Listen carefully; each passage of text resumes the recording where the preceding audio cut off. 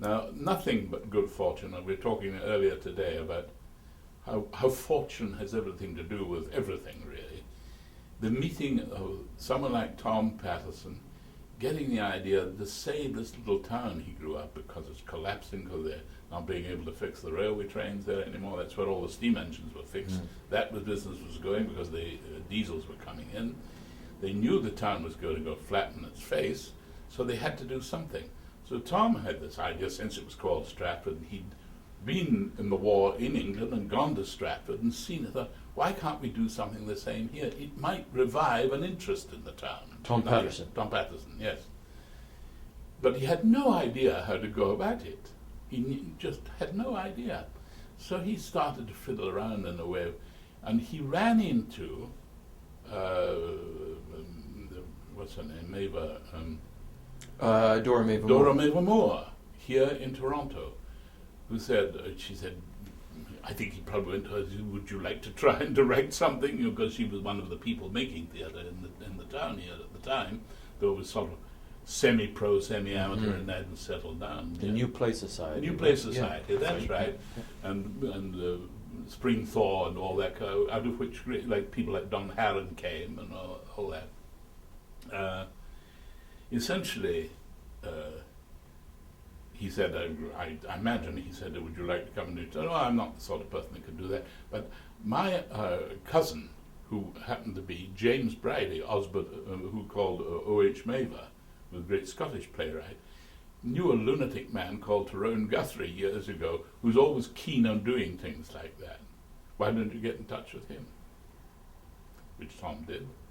Wow. You know the story about him phoning up, and he wanted to talk to Tyrone Guthrie, and he got to the village of New Bliss, where the house was. This is in Ireland. This is in Ireland. New Bliss is in Ireland, in the County Malcolm.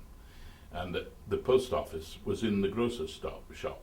So the grocer lady picked up the phone and said, I would like to speak to Tyrone Guthrie. Oh, who's this calling then?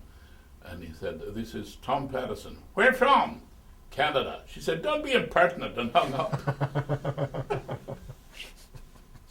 However, he persevered and got through. So he journeyed to Ireland to meet him, or no, he didn't journey. Guthrie said he would come over and Oh. see what the prospects were. And And the rest of it you've seen all in the Stratford Adventure. Have you seen that film? Which is that in itself is so astonishing. but for someone on the inside, imagining a town council is probably fairly conservative in Stratford. Completely a farmer town council. Yeah. How does someone say, we not only want to build a theatre, but we're going to build a theatre that you've never seen before? They didn't. The town council didn't do anything about it at all. It was the private citizens. It was Dave Ray and Godfrey and not Godfrey, Gregory. And But were they easily persuaded? I mean, given the conservatism of the age right now, they were easily persuaded to I build a think- stage that was, I think in they a were way, a easily revolution. persuaded because they knew they had to do something. And if you've known Guthrie, his charisma was astonishing. He was 6'5.5" tall. He had blue, stone-like eyes, and when he turned on you, you knew you were in the presence of General de Gaulle. He had the same kind of grasp, you know. He was he was raised in a military school of a military family. So he had that sort of snap right into action thing about him. And he just galvanized these people. And he told them, and said, now what do you want to do?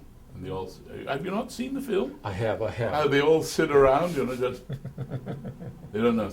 Right, I'll tell you what we're going to do. And they did. Yeah. But they were captivated by it, by this extraordinary personality and his obvious knowledge and obvious power and his ability to, and he was able to say, I can get someone like Alec Guinness to come, who, without that, I don't think the thing would have worked at all.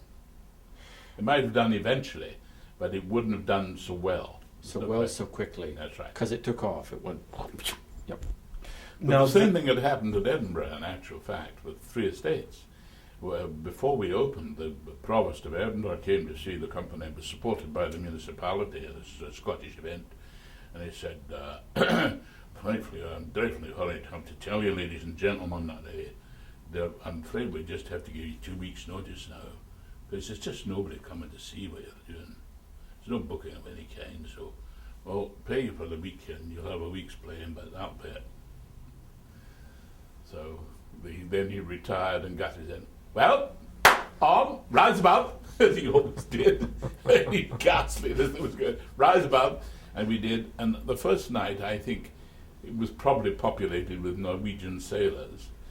But the people who were there were galvanized by what they saw. They'd never seen anything like this. Right. And the next day, there was a queue all the way down the Royal Mile, a mile long, easily, to get tickets. It just was one of these things that hit overnight. And Stratford was very much the same thing. He had that capacity. He was just one of these extraordinary human beings.